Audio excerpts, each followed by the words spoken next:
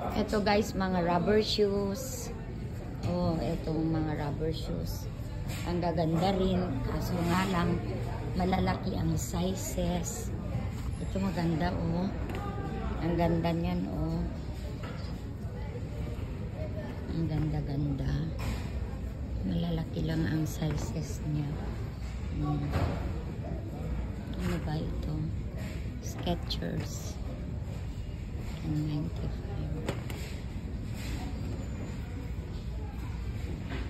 Skechers din ito.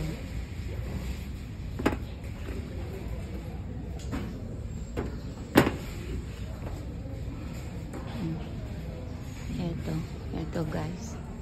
Ito naman yung mga boots. Mga boots naman dito. Oh. Kasi malapit na ang winter. Winter na naman dito sa Canada. So, maraming bibili ng boots para snow. Oh. Mga ano ito? Mga $15. Pero kung sa ano mo bibilhin sa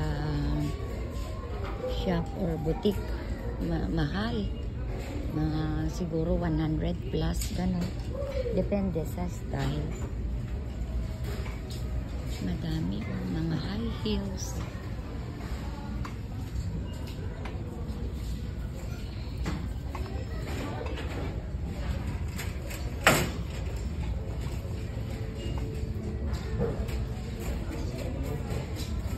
Okay naman ito, Michael Kors. Oh. Michael Kors.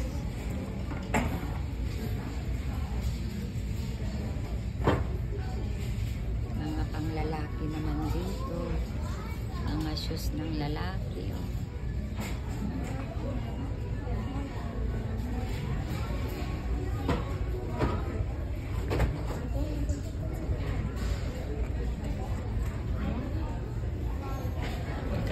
High heels, oh.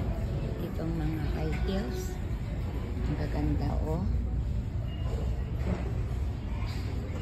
Noon, guys, mahilig ako sa high heels. Kanya lang, syempre, tumatanda naman ako. So, iniwasan ko na ngayon ang mag-high heels. Kasi masakit na ang paa ko. Mga high heels. Guys, oh.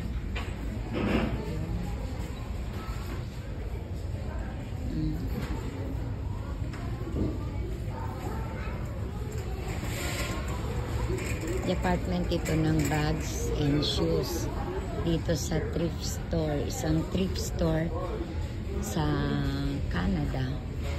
Maganda rin ito, pero size 9 ang lalaki ng sizes.